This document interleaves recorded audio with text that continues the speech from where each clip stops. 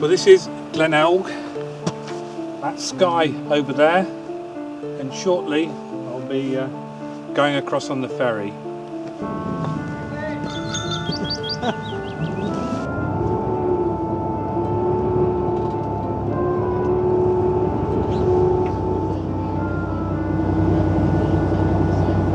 Well, there we are, halfway across to Skye. It's now May 2017. For the last week or so, the weather up here in the west of Scotland has been just like the Mediterranean. Now, I think it's turning tomorrow, so today is sort of just on the cusp, and I'm hoping I've timed it just right to tackle walking down the Drove Road from here at the ferry at Kylerhea down to Kinloch Lodge. And I'm on this bonny boat. It's an old turntable ferry, and it's making the crossing over the sea to Skye.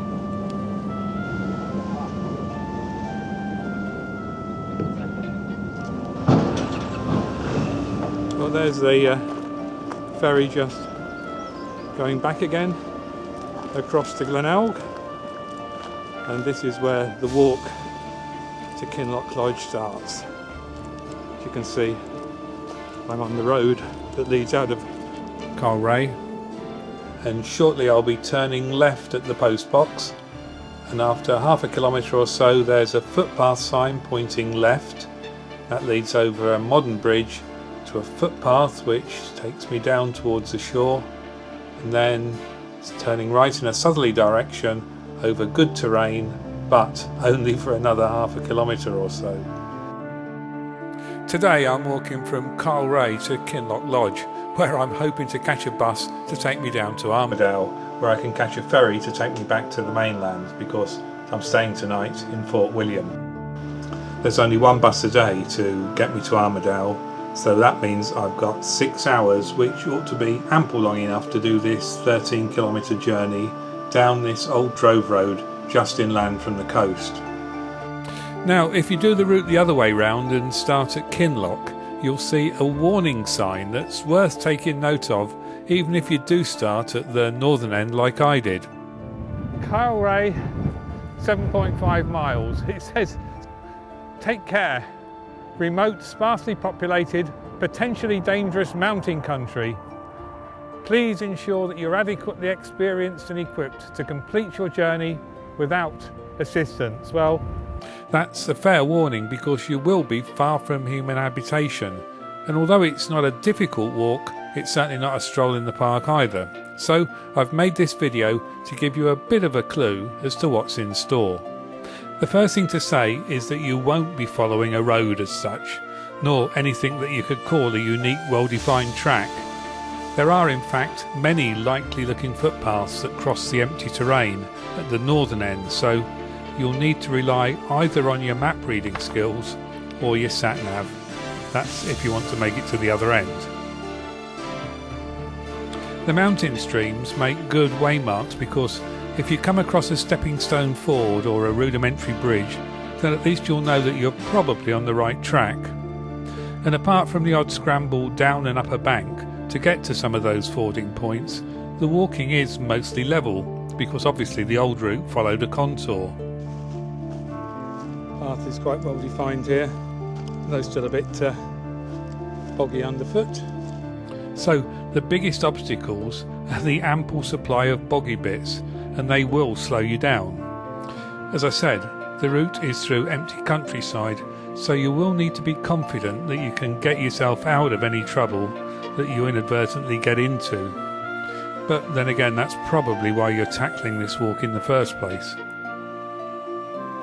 Back in 2009, an archaeological survey was carried out along the route of the Drove Road, and the report is online in case you'd like a heads up of what there is to look out for. But I didn't spot anything except for a couple of survey markers, and I suspect that they would have been left behind by those archaeologists. The route takes you through a couple of deer fences, so if the path that you're on coincides with a gate, albeit one that's seen better days, then at least you'll have quite a bit of confidence that you're on the right track.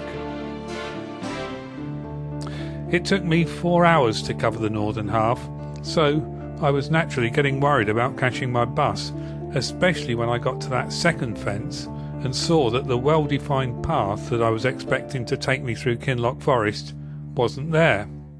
Nor was the forest.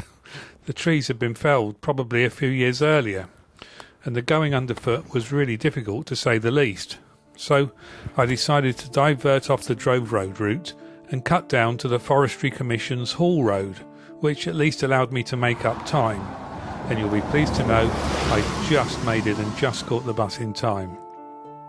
Not to be defeated, however, I came back the following year and picked up the route where I'd left it previously.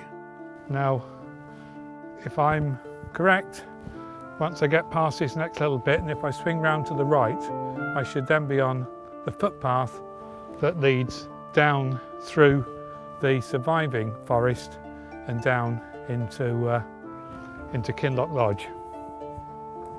So let's give it a try. But it is quite difficult.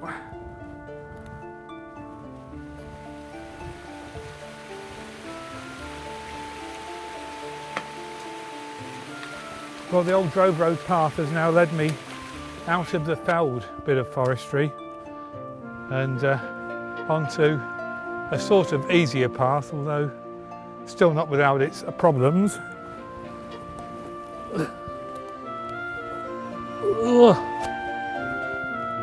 Wow, and from here where I am, I can see that, we're at the end of the Kylerhea Drover's Path, and I can see there's a proper bit of footpath down here. Oh, and I've got this way through the historic township, so I think I'd rather stick to the original route. Well, as I'm sure you can tell, the sun's just about shining, but it's much more of a bit of a sea fret round this side of the peninsula. But certainly the path's a great improvement on the first part.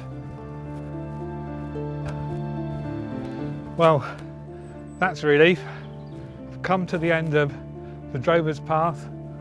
This is the Forestry Commission's route for their lorries, and Kinloch Lodge should be just a little bit away on. And beyond that, the main road where this footpath along the old Drove Road ends. Take care, you are entering remote, sparsely populated, potentially dangerous mountain country. Please ensure that you are adequately experienced and equipped to complete your journey without assistance.